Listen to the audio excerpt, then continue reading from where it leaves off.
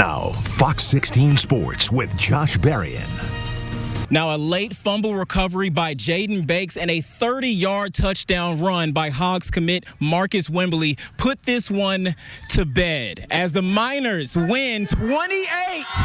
Imagine playing on one of the bottom dwellers of the league, and then you get traded, and then 3 months later, you're playing for the NBA's most coveted prize, a dream scenario for any player.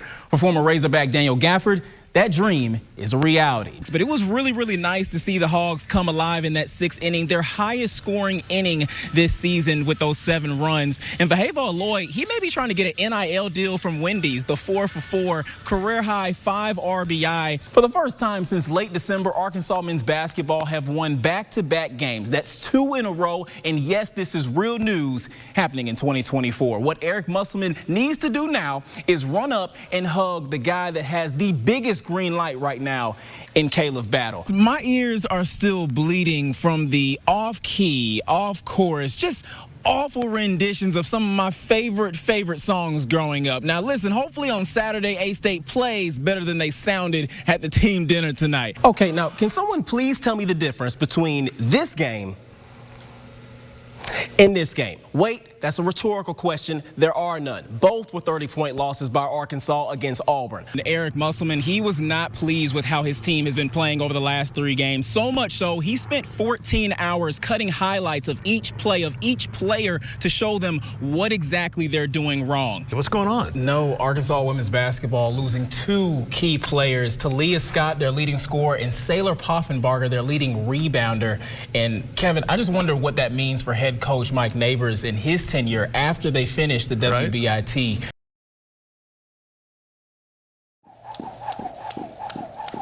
I followed my brother down to the boxing gym. My older brother used to box, and at that time, you know, I boxed for the first time, and I fell in love with it. They say when life gets tough, put on your boxing gloves. That's exactly what Charles Dale did at the age of 8, growing up in Meridian, Mississippi.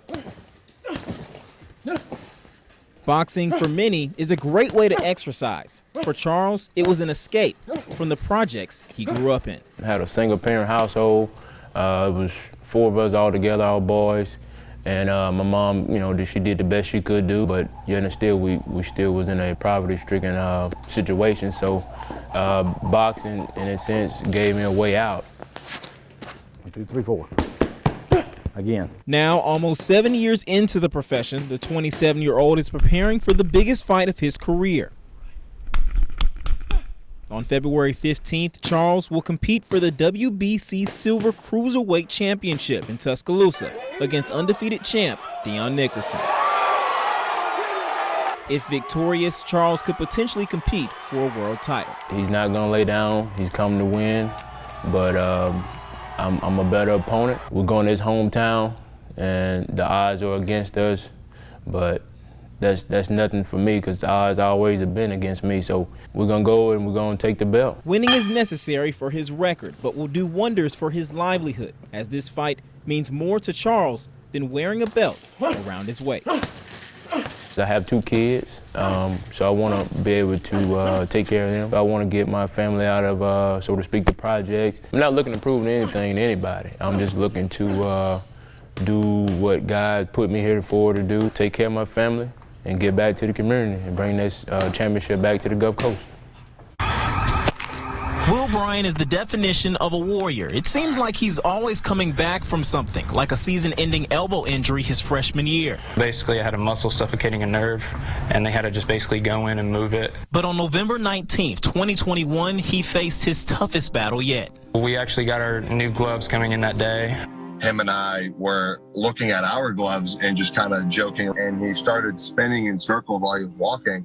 And I didn't know if he was fooling around or not until I saw him go pretty much head first into one of the lockers. He was getting ready to fall down and hit his head, and I had to run up to him and catch him. Mysteriously, Will had suffered a seizure, the first one in his family he can recall. And of course, I went in the locker room as fast as I could get in there. His body was in the shape of a U. He was kind of locked up season, and arms and legs kind of folded, and it was interesting. I was in the ambulance. The only thing I kept telling him was I need to talk to my wife. I need my wife. I didn't know my wife's name, but I knew I had a wife, which is good. A lot of that day was kind of in and out for me. The scariest part is the doctors at the hospital don't know what caused the seizure to happen in the first place. They basically just said it could have came from dehydration, stress. It's kind of a freak accident. So that's kind of what they're calling this. It took about 2 weeks for Will to regain his memory. He began to train slowly, but was restricted from driving, showering alone, and cooking for 6 months. 3 more, Will. But once he returned to the mound fully healthy, something amazing happened. You don't want to walk anybody. And he does not. My very first bullpen back from the seizure was I was sitting like 92, 94. We were all kind of in shock, like, wow. Like, that's new. This past spring, Will Berrian had a career season, becoming one of the top relief pitchers in college baseball, tying for 3rd nationally in saves, breaking a school record for saves in a season, and being named an All-American. He was, from a velocity standpoint, was better than he'd ever been. And so, of course, I joked with him. I said, maybe the seizure unlocked some kind of superpower within you for you to be the best version of yourself. It's a testament to who he is as a person. He didn't let any of the injuries that he had affect him. So more than rewarding, and he's more than deserving. Now, Will has the chance to continue his career in the major leagues, manifesting a dream he's had since he was young. It's big. Throughout college, the first few years, I really didn't think this was going to be something that would happen. Things started to work out in my favor. I'm just glad I'm okay.